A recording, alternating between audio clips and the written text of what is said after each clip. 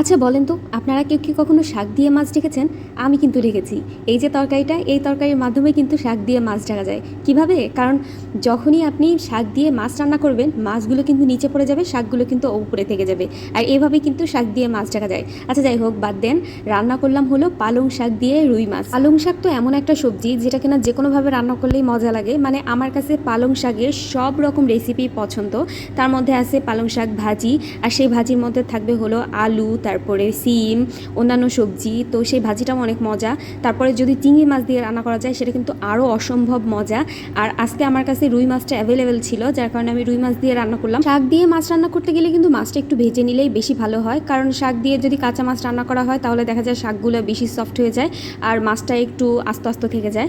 But যদি একটু ভেজে রান্না করা যায় তাহলে দেখা যায় যে ভাজার ফ্লেভারটার সাথে শাকের তরকারিটা অনেক বেশি একটা মজাদার একটা কম্বিনেশন হয়। তো এই জন্য আমি মাছগুলোকে প্রথমে একটু ভেজে নিলাম। আর এরপর তরকারি রান্না করতে গেলে যেভাবে মশলা কষাতে হয় সেভাবে জাস্ট মশলাটা কষাই নিয়ে তার মধ্যে কিছু রসুন দিয়ে দিলাম, কারণ শাক রান্নার তরকারিতে কিন্তু একটু রসুন দিতে হয়, তাহলে কিন্তু শাকের তরকারিটা অনেক মজা হয়। সেজন্য আমি একটু রসুন দিয়ে দিলাম। আর রসুনটা দিয়ে বেশ কিছুক্ষণ একটু কষাই নিয়ে তার মধ্যে আমি শাক দিয়ে দিলাম। আর শাকের সাথে আমি দিয়েছিলাম হলো আলু থেকে, যেহেতু অনেকটা পানি বের হয় সেজন্য আলুটা কিন্তু খুব সুন্দরভাবে সিদ্ধ হয়ে যায়, এটা নিয়ে টেনশনের কিচ্ছু নাই। আর যখনই শাক আর আলু পুরোপুরি সিদ্ধ হয়ে গেছে তখনই আমি এর মধ্যে পর্যাপ্ত ঝোল অ্যাড করে দিয়ে তার মধ্যে মাছগুলোকে দিয়ে দিলাম। এবার মাত্র কিছুক্ষণের মধ্যে আমার তরকারি রান্নাটা একদম কমপ্লিট হয়ে গেল, আর এটা সত্যি অসম্ভব মজা ছিল।